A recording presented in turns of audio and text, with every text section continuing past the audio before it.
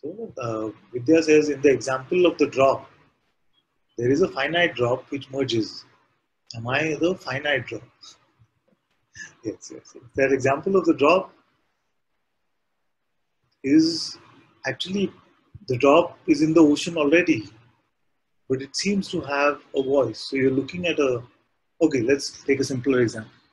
Let's take this glass of water. You see, it's suddenly as if there's one part of it, one aspect of this glass of water which starts speaking as if it is individual. And then it seems to attach itself with some molecule or some boundary and says, oh, this is what I am. The rest of it is not me. So our consciousness, our being is like this. It is the infinite ocean in which all these appearances are coming and going, including the appearance of this form that we look at as this body. All of this is there, one consciousness, one being, and yet the ability to mark itself as something limited only through belief or identification with the mind.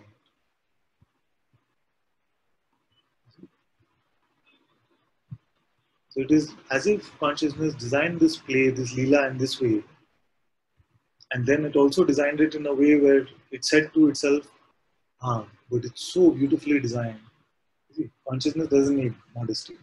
Consciousness saying, it's so beautifully designed, this Leela, that I myself might come to a point where I get confused about my true identity.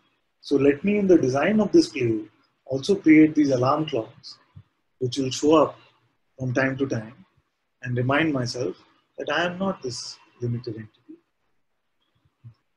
These are just metaphors, okay, not to be taken seriously. Just pointing out how this play of the world seems to function.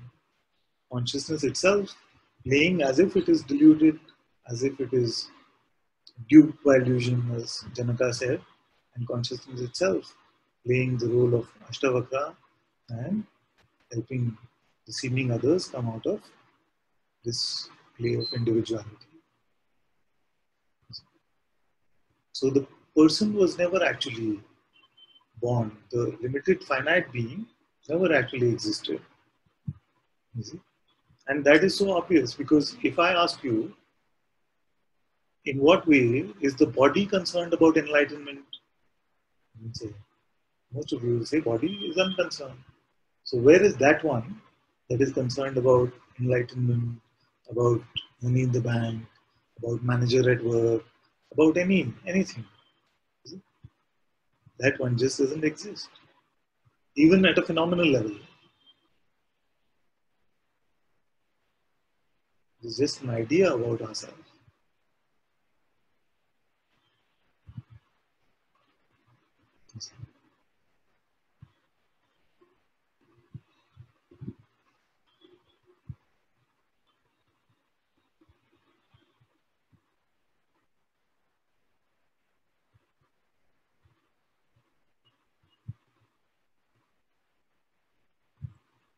There are, of course, many different lines of teaching, lines of pointing. And a popular one is this, where you are an aspect of consciousness, but you are not consciousness itself. Now, that's also a very popular line of teaching, but it does not align with the experience that I have had about myself.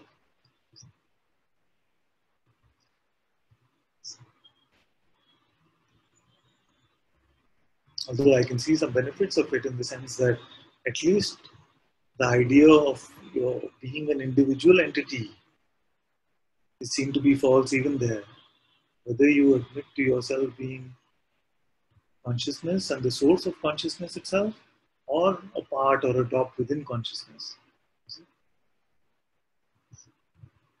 The end of suffering is the end of individuality.